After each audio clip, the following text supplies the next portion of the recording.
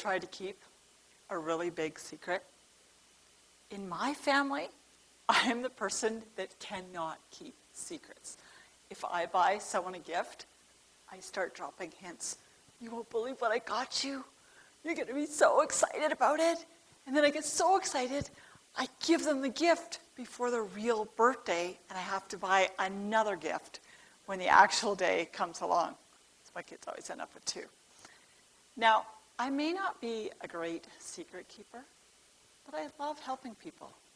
And I love solving complex problems. So when the chance came up for me to become a mortgage broker, I thought this is perfect for me.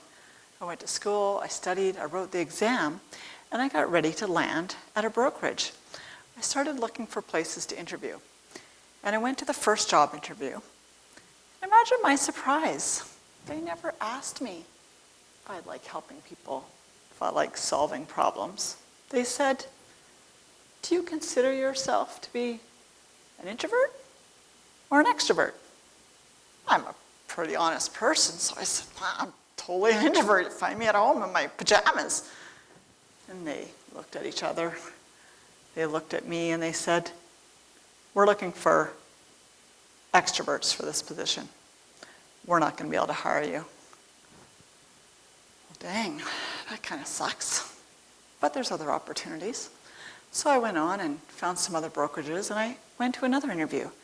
And they didn't say quite the same thing in quite so many words, but they said things like, do you enjoy networking? Do you consider yourself to be very outgoing? Do you have a big social circle? Well, in the back of my mind, I remembered how that first interview went. I thought, maybe I'll just keep this little secret to myself. So instead, I said, I love networking. I love people. I'm the most outgoing person you will ever meet.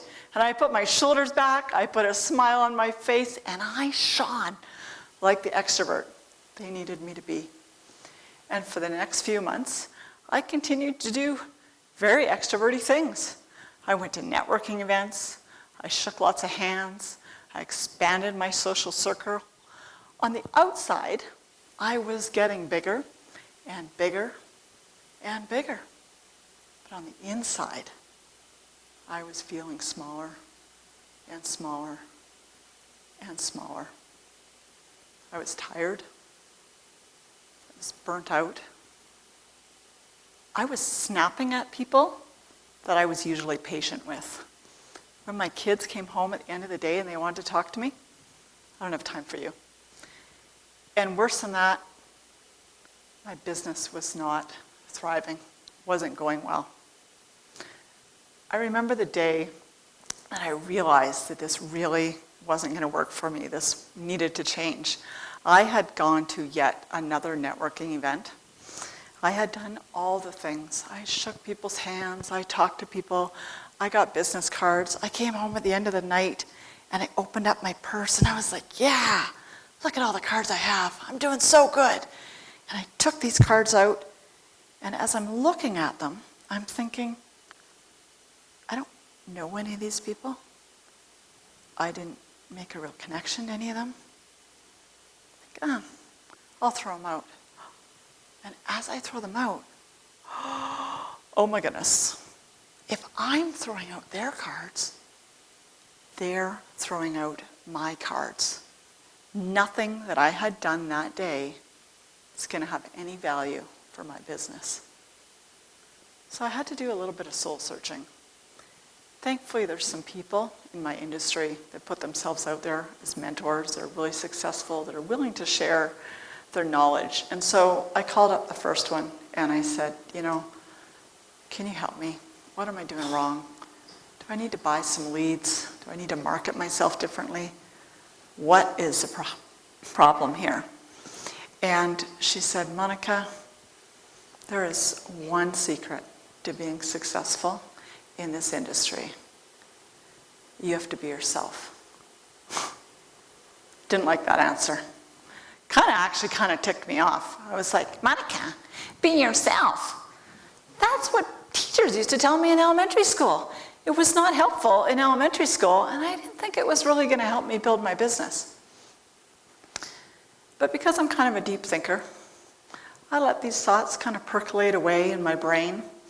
And after a while, I decided that I was going to just try and learn a little bit more about myself.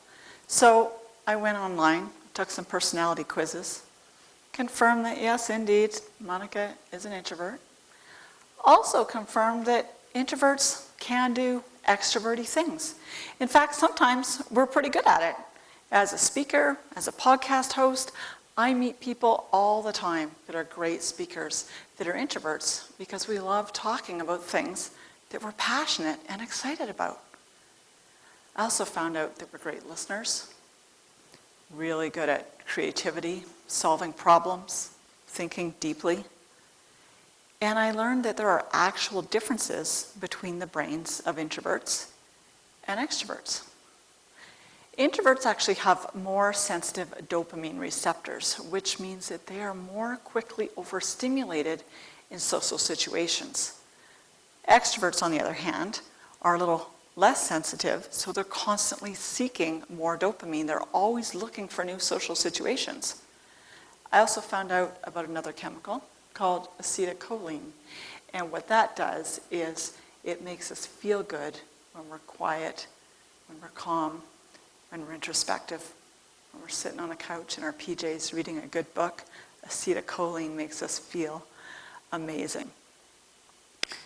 So I started to apply some of this newfound information to my life, to my business. I started listening to my clients more than I was talking. And when I listened, I heard what their problems were.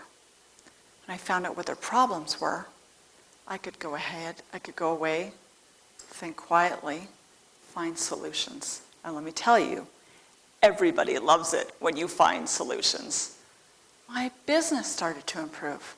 I started to feel better. I started to have more joy, started to feel happier. In fact, I got so excited about the changes that were happening, I wrote a book about it. And in the process of writing the book, or after I wrote the book, my editor said to me, you know, Monica, the easy part is writing the book. The hard part is marketing the book. What you have to do now is you need to go out and get yourself some early readers. So I put a post on social media. I said, I just wrote this book about introverts and networking and business. I'd love some feedback from people. And I got that standard public replies. But then what I also got, what really surprised me, were all the private messages that came in from people that I didn't expect, from CEOs, from presidents of companies, account managers, people who are absolutely killing it in their businesses, saying, hey, psst, I don't want to post it publicly because I don't want anyone to know I'm an introvert. It's not cool if my boss knew I was an introvert or my shareholders. But I have been hiding this secret my entire life. And I realized in that moment there is this shame and this secrecy around being an introvert that keeps us hidden away, that keeps us from becoming who we really are and showing our real authentic selves. There's a study done by something called the CEO Genome Project. And they looked at the hiring practices of top boards, and overwhelmingly, boards will hire extroverts into top positions. However, when the introverts do get hired, when they sneak into that hiring process, they consistently exceed the expectations of the people who hired them. In fact, research tells us that when we have an equal mix of introverts and extroverts on teams, those teams perform better than teams that have one or the other. So this leads me all the way back to my first job, that first job interview, which happens to people all the time. You go to an interview, you get asked if you're an introvert or an extrovert. If you say introvert, you might not get the job. Well, no wonder we keep this a secret.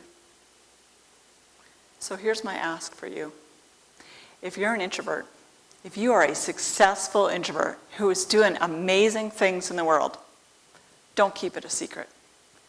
Get a t-shirt, buy yourself a coffee mug, get a bumper sticker.